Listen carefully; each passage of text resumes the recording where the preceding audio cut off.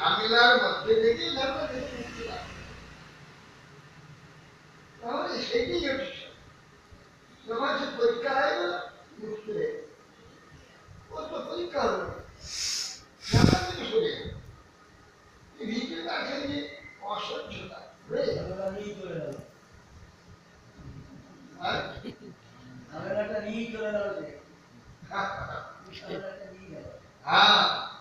ঝামেলার অসহ্য হয়ে গেল, দুর্বলতা রয়ে গেল, দুর্বলতা রয়ে গেল।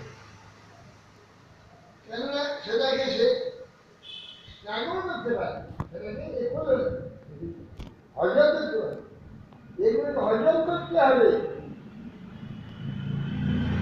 প্রথমে এতে বিচলিত হতে হবে। সেই বলে অতএব সেখানে পরীক্ষা, কিন্তু দূরে সরে গেলাম, পরীক্ষা না। জঙ্গলের মধ্যে ঢুকে রইলাম, কোনোদিন স্ত্রী মুখ দেখি, কিন্তু স্ত্রী মুখ দেখলে যে কি হয় সেইটা থেকে নিজেকে মুক্ত থাকা, স্ত্রীদের নিকটে থেকে সেটা ইয়ে করতে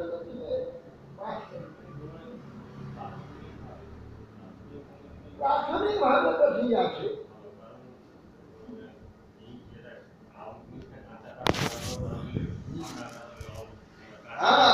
সেটা ঠিক আছে, সেটা প্রাথমিকভাবে করতেই হবে।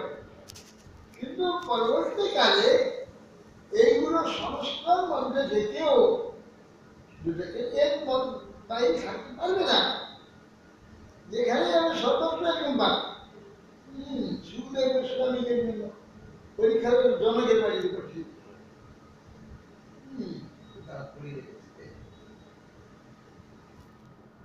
পঞ্চাশ কন্যাকে দিয়ে সেবা, সুন্দরী যুবতী 50 কন্যা সেবা করতে পারে, কিছু গান না পাশন।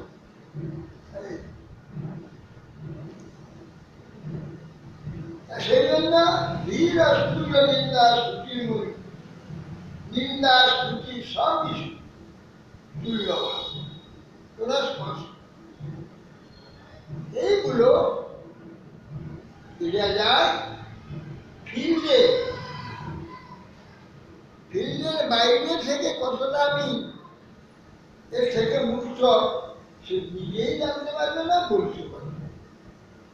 দ্বিতীয় অধ্যায় এই নিয়ে একটি ভালো শ্লোক ভগবান বলেছেন না, কি দুঃখে শুনু উদ্বিগ্ন মনা সুখে সুখী রাম ভয় কথাই হলো, এর সঙ্গে বলছে কার্য বলছে, অন্য কথাই বলে দেওয়া হয়েছে, এইটা একবারে কার্যের বলছে, কার্যের মধ্যে না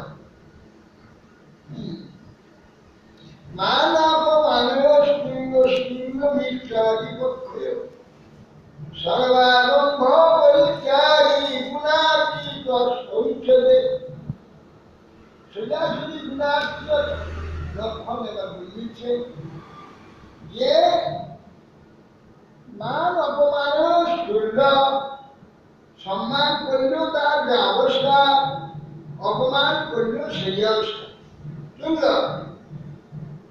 মিত্র এবং শত্রু উভয়ের কিন্তু সরকারের মিত্রতা দরকার নেই, শত্রুতা তার দরকার, শত্রুতা মিত্রতা আইলেও যেমন শত্রুতা আইলে মিত্রতা কার শত্রুর দরকার নেই, মিত্র থেকে কোনো লাভের কাজ নেই, শত্রু থেকেও কোনো ক্ষতির কাজ হয়, এখানে কোনো ক্ষতি কোনো লাভ তার কোনো প্রয়োজন নেই, তার প্রয়োজন মাত্র হরিচিন্তা হরিস্মরণ, সেটা তার বিকৃত হবে না।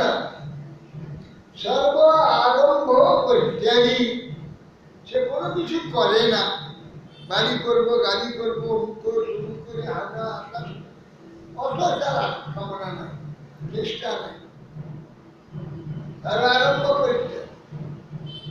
আবার দেখা যায় যে বিরাট আরম্ভ হয়েছে,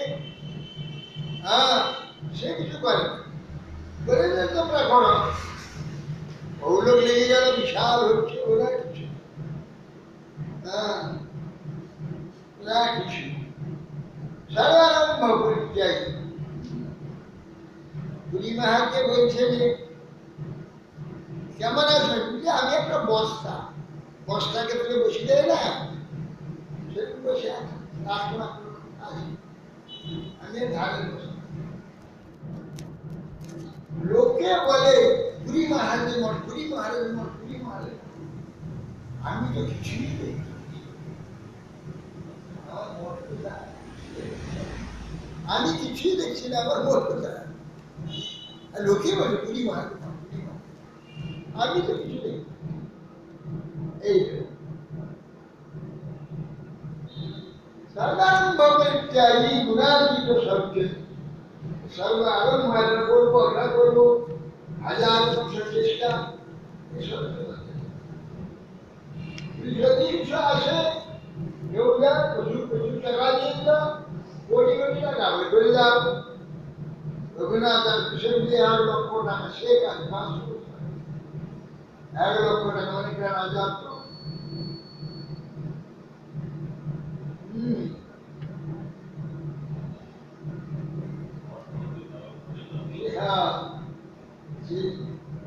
মনে বলতে 1,000 টাকা তুমি দেখার জন্য খুব মনে দিয়েছি। 1,000 টাকা এইরকম। তখন 1,000 টাকার নোট ছিল না, তখন 1,000 টাকার নোট ছিল।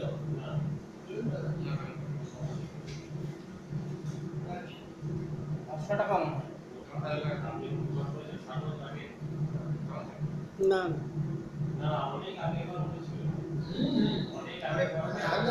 দেখার জন্য খুব উৎসুক ছিল।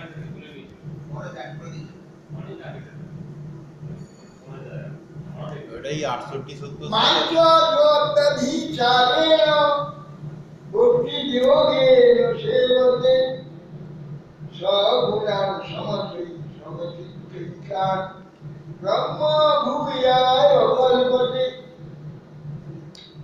মাঞ্চ অব্যভিচারেণ ভক্তি যোগেন সেবতে। এবার ওইগুলো জাগতিক তমগুণ এবং সত্যগুণ, এই যে গুণের গছ খেসানি সব করে দিয়ে তাকে সামাপ করছে।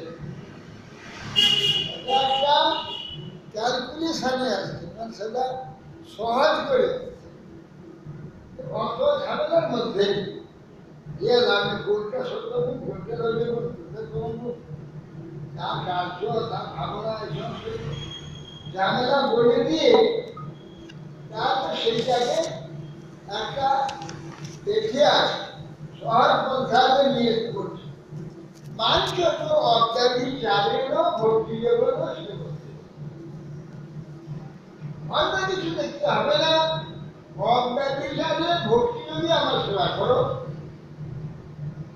অব্যভিচারী ব্যভিচারী কোনো উদ্দেশ্যে, কোনো লাভের আশায় না করে কেবল আমারই সুখের জন্য, কেবল আমার বৃত্তির জন্য সবকিছু করে যাও, সেইটা ভক্তিযোগ, অব্যভিচারী ভক্তিযোগ। সেইটা সেইভাবে যে নাকি আমার সেবা